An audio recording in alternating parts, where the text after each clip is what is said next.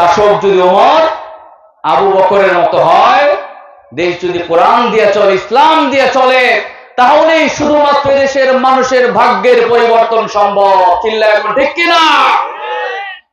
আমাদের মন্ত্রীদের বেতন কত জানেন? যারা এদেশের মন্ত্রিত্ব যারা পান, তাদের বেতন সরকারি ভাবে মাত্র 1,05,000 টাকা, আর এমপিদের বেতন হচ্ছে মাত্র 55,000 টাকা।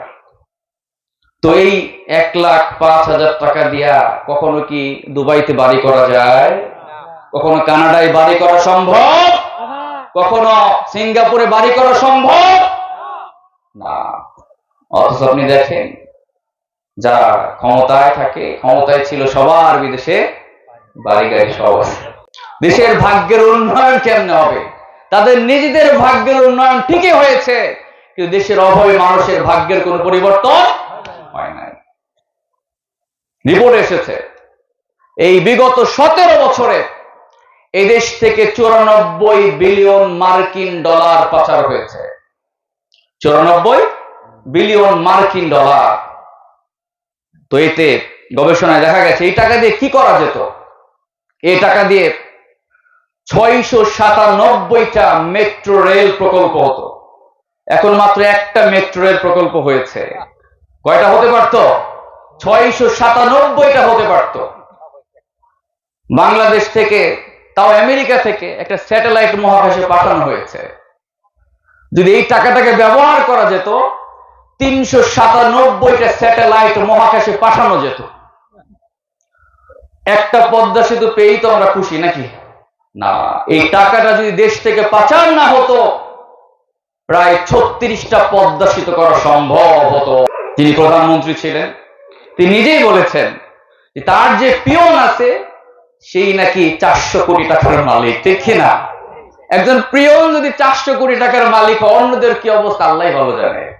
প্রিয় ভাইরা, এজন্য বলছিলাম, শাসক যদি ওমর আবু বকরের মতো হয়, দেশ যদি কোরআন দিয়ে চলে, ইসলাম দিয়ে চলে, তাহলেই শুধুমাত্র দেশের মানুষের ভাগ্যের পরিবর্তন সম্ভব। চিল্লায় এখন ঠিক কিনা? আমার ভাইরা, এজন্য রব্বুল আলামিন বললেন, ও নবী, আমি আপনাকে যে কিতাব দিয়েছি, ওই কিতাব দিয়ে আপনি মানুষকে আলোর দিকে ডাকবেন, মানুষকে ইসলামের দিকে ডাকবেন। রব্বুল আলামিন এরপরে বললেন, قد جاءكم من الله نور وكتاب مبين। ও দুনিয়ার মানুষেরা, তোমাদের কাছে আল্লাহর পক্ষ থেকে একটা নূর এসেছে এবং কিতাব এসেছে। কি এসেছে? নূর এসেছে, কিতাব এসেছে। রব্বুল আলামিন এখানে আপনার আমার নবীকে নূর হিসেবে উল্লেখ করলেন, আলো হিসেবে উল্লেখ করলেন। প্রিয় ভাইয়েরা, যদি প্রশ্ন করি, আলোর ধর্ম কি অন্ধকারকে দূরে ঠেলে দেয়? যেখানে আলো প্রবেশ করে সেখানে অন্ধকার থাকে নাকি? থাকে না। আমার ভাইয়েরা, রব্বুল আলামিন তার হাবিবকে নূর হিসেবে অভিহিত করলেন। আল্লাহ সুবহানাহু ওয়া তাআলা তার হাবিবকে জন্যই তো বিশ্ব মানবতার জন্য পৃথিবীতে পাঠিয়েছেন। অন্ধকারাচ্ছন্ন এই পৃথিবীটাকে আলোকিত, আলো দিয়ে, হেদায়েতের আলো দিয়ে ভরপুর করে দেওয়ার জন্য। ঠিক কি না?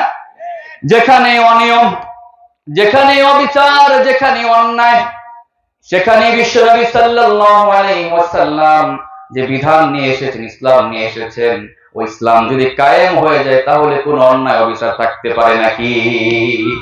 আমার ভাইয়া, বিশ্বনবী সাল্লাল্লাহু আলাইহি ওয়াসাল্লামকে রব্বুল আলামিন আলো হিসেবে উল্লেখ করলেন। মনে করেন আজকের এই মাহফিলে, এই শঙ্করখালী গ্রামে কোন আলোর ব্যবস্থা নাই, কোন আলো নাই।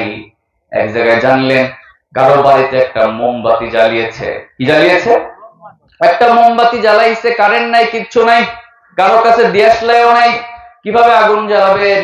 সবাই যদি ওই ব্যক্তির কাছ থেকে আলো নেয়, সবাই যদি আলো ধার নেয়, যিনি মোমবাতিটা জ্বালিয়েছেন প্রথম, তার আলো কি কমবে নাকি? তার আলো কমবে না, বরং তার আলো নিয়ে যারা মোমবাতি জ্বালালো, বরং এলাকাটা আরো আলোয় আলোকিত হবে।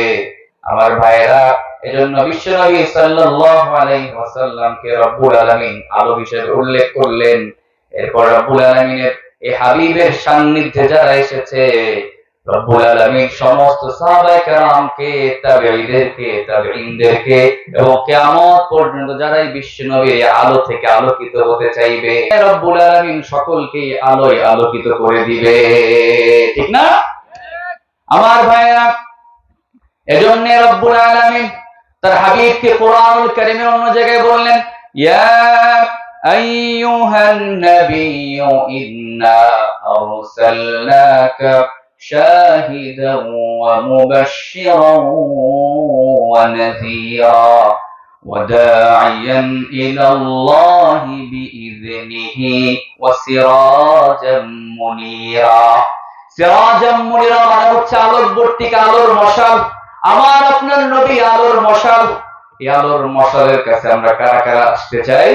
আসতে চাই তো? হাত তুলে আল্লাহকে দেখাই, আল্লাহ তুমি আমাদেরকে ইসলামের আলো দিয়ে, তোমার রাসূলের যে আলো নিয়ে এসেছে কোরআনের আলো দিয়ে আমাদেরকে আলোকিত করে দাও, বলি আমিন।